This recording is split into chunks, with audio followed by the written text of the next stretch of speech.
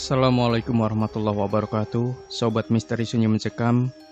Cerita misteri kali ini berkisah tentang seorang wanita yang menjadi menantu orang terkaya di desanya. Namun, di balik kekayaan keluarga suaminya itu, ternyata menurut rumor yang beredar, ayah dari sang suami merupakan sang pelaku pesugihan. Benarkah demikian? Langsung saja simak cerita selengkapnya. Sebuah kisah nyata misteri yang berjudul Tumbal Pesugihan Penjaga Ladang. Menikah dengan keluarga kaya raya adalah cita-cita bagi setiap perempuan. Selain biaya hidup terjamin, sudah pasti akan meningkatkan derajat seseorang. Tapi lain cerita jika kekayaan itu didapat dengan cara instan atau menggunakan pesugihan. Bukan ketentraman yang didapat, tapi cerita sedih. Bahkan kepapaan akan datang bergantian, seperti catatan kelam yang kutulis ini.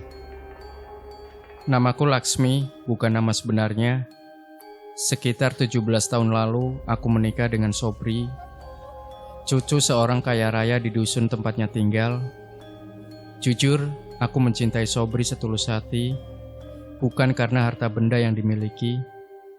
Awalnya, aku juga tak tahu sama sekali tentang latar belakang keluarga Sobri. Saat dia benar-benar punya niat baik melamarku, maka gayung bersambut. Tanpa sedikit pun paksaan, kuterima lamaran Sobri yang akhirnya mengantar kami ke pelaminan suci. Menjadi bagian dari keluarga terpandang, tak sedikit pun mengubah perilaku menjadi orang yang sombong. Aku dikenal tetangga sebagai orang yang ramah dan suka anjang sana. Disinilah kisahku bermula. 5 bulan usia pernikahanku, 3 bulan usia jabang bayi dalam kandungan. Dalam masa hamil muda, morning sick adalah hal wajar. Tidak ada yang aneh, hanya bahagia tanpa rasa lainnya. Seorang tetangga yang baik mengundangku ke rumahnya. Dia berniat memberi rujak manis, tapi tidak berani untuk datang ke rumah. Pikirku, mungkin dia malu karena di dusun, derajat keluarga terpandang lebih tinggi dari keluarga masyarakat biasa. Jika nanti Jeng Laksmi lahiran, mending pulang kampung saja, kata Yurevi sambil bisik-bisik. Belum habis heran atas sarannya, Yurevi melanjutkan cerita mengenai pesugihan yang dimiliki oleh kakek suamiku. Kata perempuan kurus berambut keriting itu, setiap tanah ladang yang dimiliki kakek dipasang makhluk halus penjaga. Siapapun yang masuk ke ladangnya, baik sengaja berniat buruk atau tidak sengaja kesasar, pasti akan celaka. Jeng Laksmi pernah lihat Kang Sardi yang jalannya pincang itu? Aku mengangguk mengiyakan. Kata Yurevi, lelaki yang pincang itu, dulu saya dan Gagah. Hanya karena tidak sengaja mengambil daun pisang di ladang kakek saat kehujanan, esoknya dia sakit keras berminggu-minggu. Dalam mimpinya, ia didatangi seorang lelaki tua memakai udeng, ikat kepala batik. Lelaki tua itu menyuruh Kang Sardi untuk menemui kakek, minta obat penawar padanya. Ajaib, setelah keluarga Kang Sardi ke rumah, kakek hanya memberi segenggam nasi aking untuk dimakan. Hari berikutnya, Kang Sardi sudah sembuh, tapi kakinya menjadi pincang. Cerita lain kata Yurevi, ada kuli kakek yang lewat ladang.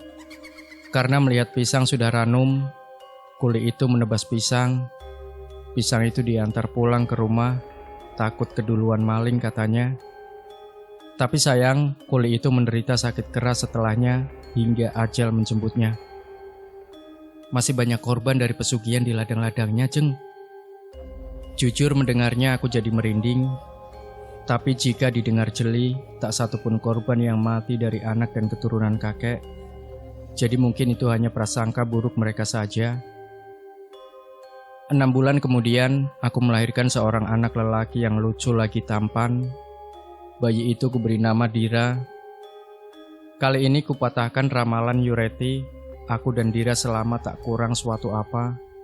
Namun aku tidak lantas menjauhi Yureti. Bagaimanapun, dia adalah tetangga yang baik hati. Dira tumbuh sehat dan pintar. Di usianya yang ke-10, dia tetap menjadi primadona kelas karena kecerdasan serta ketampanannya. Tapi kesedihan menghampiri kami. Kakek meninggal dunia setelah sakit tua. Sepeninggal kakek, banyak kuli yang memilih berhenti bekerja. Kata mereka takut jika terjadi apa-apa. Tidak ada yang membantu memberi penawarnya. Dengan segenap keberanian di hati, aku bertanya pada ibu mertua, benarkah apa yang didesas-desuskan orang di dusun mengenai pesugihan kakek? Sungguh di luar harapan. Ternyata jawaban ibu senada dengan apa yang selama ini Yureti katakan. Aliran darahku seketika berdesir menuju ke saraf otak. Sebulan setelah kakek meninggal, aku dinyatakan hamil lagi. Berbunga-bunga tentu saja memenuhi rasa keluarga besar Sobri. Dira akan segera memiliki adik. Setelah 10 tahun tak ada tanda-tanda kehamilan di rahimku. Menginjak bulan ke-6, acara tinggeban diselenggarakan begitu meriah. Para sesepuh memandikanku dengan air bertabur bunga. Upacara terangkai syarat makna, hingga Sobri memecah 2 buah cengkir kelapa muda berwarna gading. Yang satu dilukis wayang berkarakter Rama, sedang satunya Sinta. Cengkir yang bertulis Sinta terbelah persis menjadi 2. Airnya ambiar kemana-mana. Kata para sepuh, anakku nanti adalah seorang wanita. Lengkap sudah kebahagiaan kami. 1 minggu setelah acara tinggeban, ada seorang tamu datang ke rumah. Dia bercerita tentang anaknya yang sakit parah. Kemaluannya bengkak setelah kencing di ladang kakek.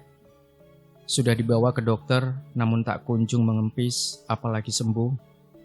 Kata tetangganya, disarankan pergi ke rumah untuk minta obat penawar pada kakek. Sayangnya kakek sudah tiada, kami tidak dapat membantunya. Selang 1 minggu setelahnya, kami mendengar kabar lelaki yang sakit kelaminnya bengkak tadi meninggal dunia. Yureti lagi-lagi memperingati agar aku Tira mengungsi sementara saat melahirkan nanti. Doakan lancar seperti saya melahirkan Dira ya Yu, kataku menenangkannya. Tiba di bulan ke-9, usia kehamilan anak kedua, aku kembali melahirkan secara normal. Tidak perlu tirah atau pulang ke rumah orang tua di desa sebelah. Acara brokohan menyambut kelahiran Namira dihelat begitu mewah. Dira bahagia memiliki saudara yang cantik lagi bersih kulitnya. Di usia ke-40 hari, persis saat selapanan, Namira tiba-tiba demam tinggi. Anak perempuanku kejang dan akhirnya menghadap sang holik.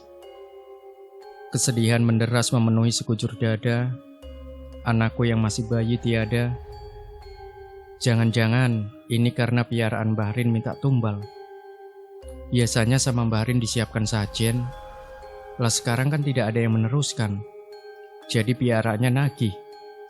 Buyutnya yang jadi korban, celetuk salah seorang pelayat jelas ku dengar. Betul Min, dulu saat kecil aku pernah melihat sesuatu yang aneh di rumah ini. Kata orang-orang, itu wujud yang menjaga ladang. Sejak saat itu, emak melarangku tidur di rumah Sobri. Daripada aku jadi korban, jawab seseorang lainnya dengan suara tertahan. Hatiku kian meratap-ratap. Benarkah apa yang mereka bicarakan? Bahwa anak turunnya yang akan menjadi korban berikutnya? Setahun semenjak kepergian Namira, aku sangat berhati-hati menjaga Dira. Setiap apa yang dilakukannya tak lepas dari ketatnya pengawasan. Hingga suatu hari, salah satu guru di sekolah Dira menghubungi. Anakku lelaki satu-satunya jatuh pingsan saat ulangan. Pihak sekolah sigap membawa Dira ke rumah sakit. Segera aku dan Sobri menyusulnya. Tentu saja gelisah sudah menyusup di setiap jengkal nadi.